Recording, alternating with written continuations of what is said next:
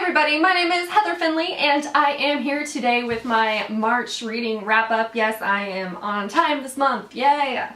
It's gonna happen.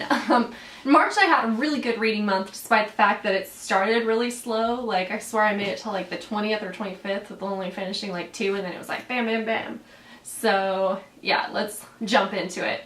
The first book I finished was The Amateurs by Sarah Shepard, or as the narrator on the audiobook pronounced it, The Amateurs.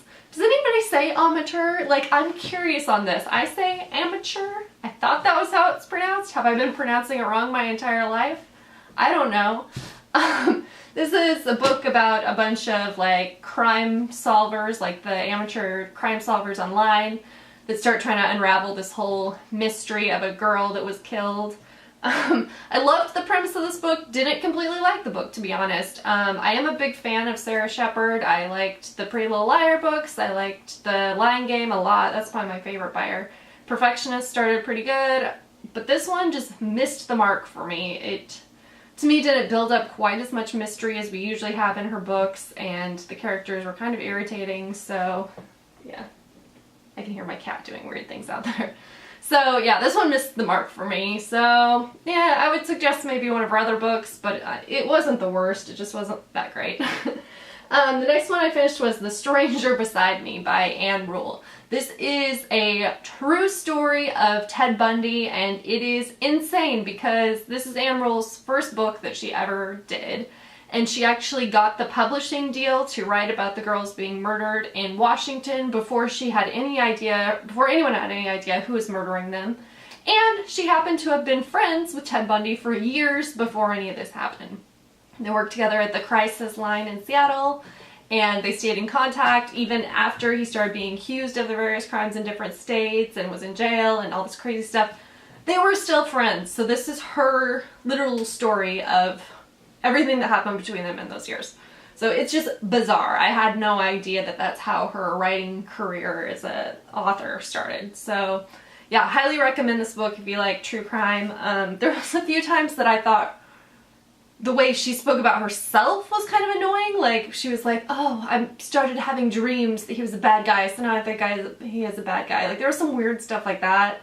And just sometimes like her just talking too much about herself that kind of took me out of the story. I liked it a little more when it was like him or what was going on between them. So yeah, still a great book though. If you're a true crime person, absolutely something you should be picking up. After that, I listened to the audio of Bliss by Shay Mitchell. Is that how you pronounce her name?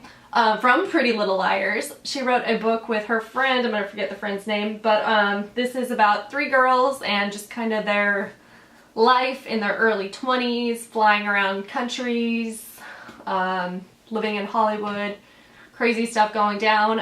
It's definitely like, it's not quite like new adult where it's super a lot of sex and stuff, but there's definitely that in there, and drinking and different things. So yeah, it had some hard-hitting subjects, it had a lot of silliness, there was porn, like it was just entertaining, honestly. I thought it was something that was just like really quick, easy to listen to. It like it's not gonna win an award, but it was entertaining.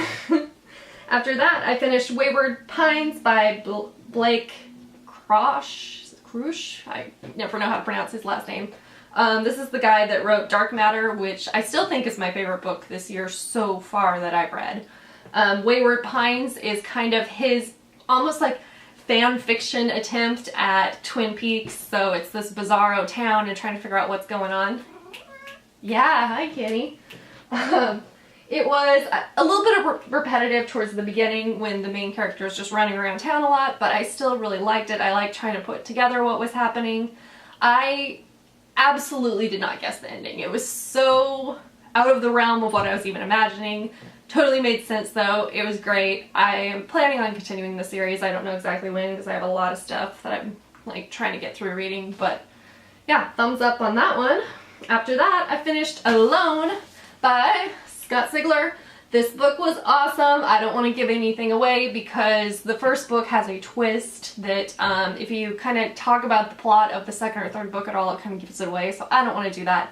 If you like sci-fi-ish books, I would recommend it though. The praise that I will give on this one, probably what I enjoy most about this series, is the main character, Em. I really like her, how she goes about decision making, how she's not just a like good heroic figure all the time, how she's willing to make sacrifices, the building of her relationships between different people and leadership and everything was just really good, really well done. To me, that's the strongest point of this series. But yeah, I won't give anything away, but it was very good. I actually got this book a couple days before it came out because they had them available at Emerald City Comic Con, so I was pretty excited. Yay! After that, I finished City of Demons by Richelle Mead. Oh my gosh. I bought this book, like I pre-ordered it as soon as I found out that they were putting it out. It's a novella that takes place between the second and third Georgia Kincaid books, which are a succubus romance series.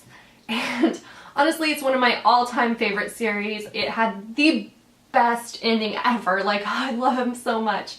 And I think I have not wanted to read this yet because it was so exciting that there was more of the world I was finally getting to see, because this novella is in a book that was out of print. Ooh, my light's getting all weird in here. Sorry. The sun's doing weird things.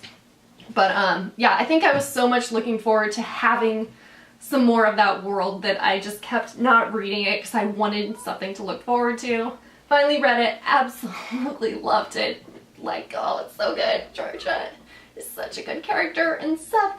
And getting to see some more of the whole like world she built, so yeah, absolutely loved it. The last book I finished was The Moaning of Life by Carl Pinkerton. Pilkerton.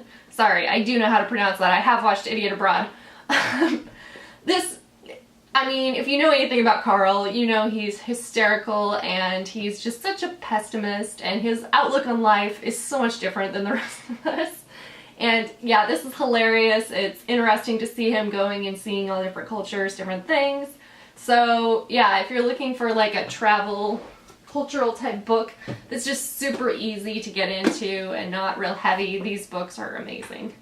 Sorry, I can see that my light's going all crazy. So yeah, that's what I finished in March. 7 books, which brings me up to 20 for the year, which is awesome. So yeah, let me know what you read last month, what you're planning on reading this month, and I'll be back soon with more videos. Bye!